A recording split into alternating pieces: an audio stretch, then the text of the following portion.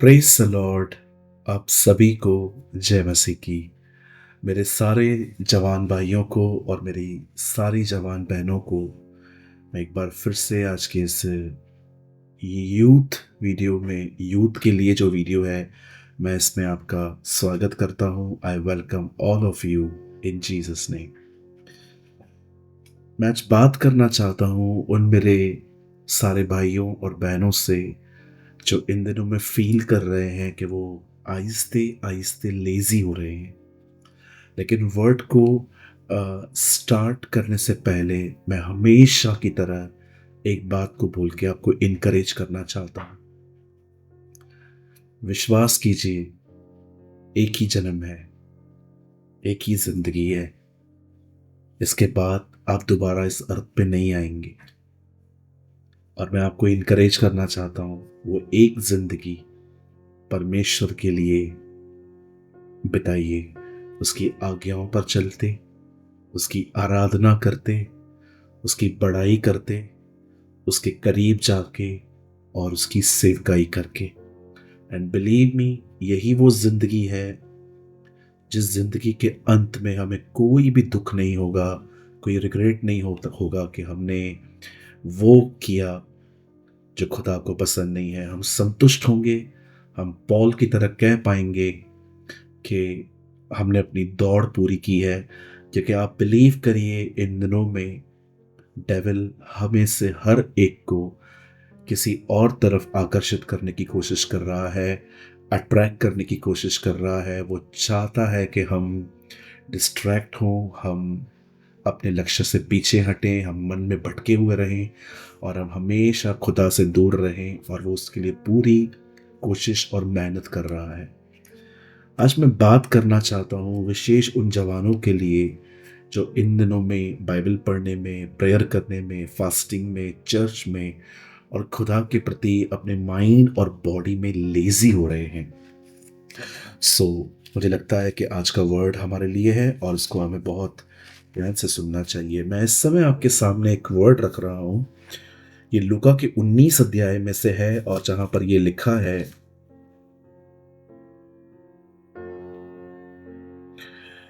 19 के 4 में, तब उसको देखने के लिए वह आगे दौड़कर एक गुल्लर के पेड़ पर चढ़ गया, क्योंकि यीशु उसी मार्ग से जाने वाला था।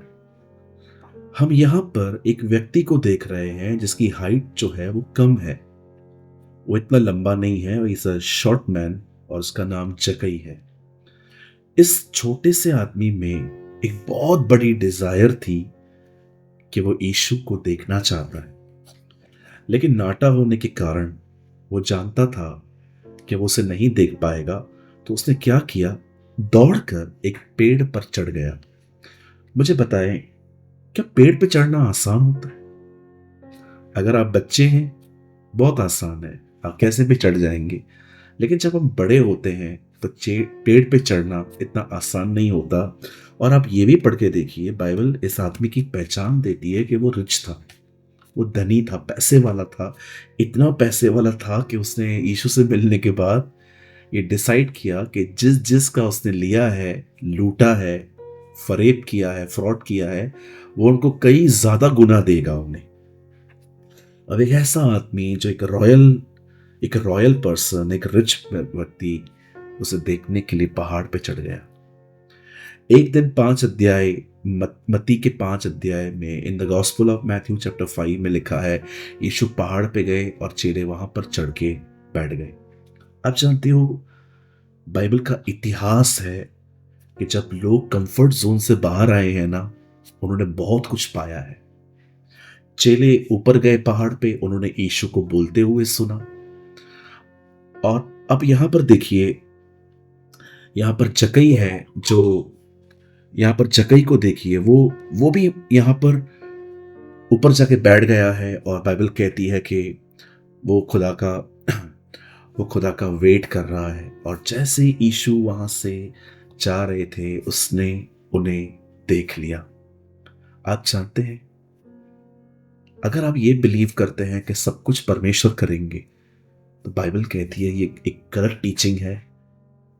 ये गलत मानसिकता है। मेरी बाइबल कहती है, तुम उसके निकट आओ, वो भी तुम्हारे निकट आएगा। मेरे भाइयों, मेरी बहनों, जब जकई वहां से दौड़कर उस पेड़ पर बैठा, तब यीशु वहां से गुजरा और यीशु ने उसको कहा, जकई नीचे आ, आज मुझे तेरे घर चलना है। और बाइबल कहती है यीशु उसके घर गया।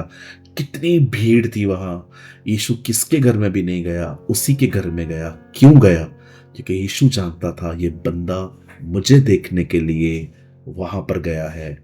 आप जानते हैं, भूख और प्यास परमेश्वर को लोगों की तरफ आकर्षित करती है। जब वो देखता है कि आप उसके लिए भूखे और प्यासे हैं, ये चीज़ से आकर्षित करती है और वो आपके पीछे दौड़ा आता है।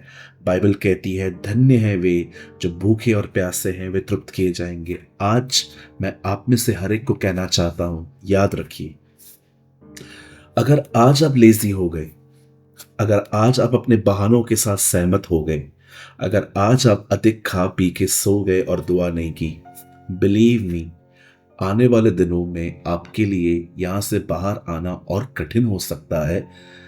इसीलिए इस सुस्ती को आज ही हराओ। आप कहेंगे कैसे हराऊं? वेरी सिंपल, अपना इनकार करें। कुछ चीजें ऐसी होती हैं जो नहीं हो रही हैं तो भी खुद से करवानी पड़ती। अगर आपको लगता है कि बस मुझे प्रेयर करनी है, सेल्फ एफर्ट नहीं डालना है, तो मैं आपको कहना चाहता हूं, इट विल नॉट वर्क। ये काम नहीं करेगा। कहां न कहां आपको अपने पलंग से नीचे उतरना पड़ेगा, दुआ में बैठना पड़ेगा, बाइबल पढ़नी पड़ेगी। आप जानते हैं सुस्ती कैसे आती है? सोचिए, आप बैठे हुए हैं, आपको ख्याल आ रहा है कि थोड़ी देर सो जा, और जैसे आप सो जाते हैं, उसके बाद जब आप जैसे ही उठने ही वाले होते हैं, एक और थॉट आता है, आधा घंटा और सो जा, 1 घंटा और सो जा, फिर 1 घंटे के बाद 15 मिनट और सो जा। आहिस्ते आहिस्ते आहिस्ते आहिस्ते आपका पूरा दिन चला जाता है। जबकि आपको जब पहला थॉट आया था, उसी समय आपको उसकी बात नहीं माननी चाहिए थी कि नहीं, मैंने रात को नींद ली है, मैं अब एक्स्ट्रा क्यों सो रहा हूँ?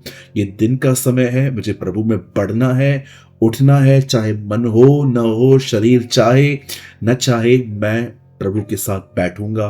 आप जानते हैं, कभी कभी किसी किसी चीज़ों से बाहर निकलने के लिए हमें खुद से लड़ाई करनी पड़ती है, जिसे कहते हैं अपना इनकार करना।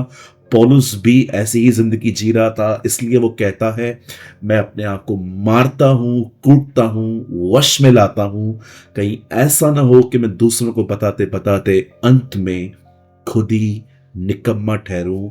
एक जगह पे वो कहता है कि ऐसा ना हो कि मेरी प्रीचिंग दूसरों को क्वालिफाइड कर दे, लेकिन लास्ट में मैं खुद ही डिस्क्वालिफाइड हो गया।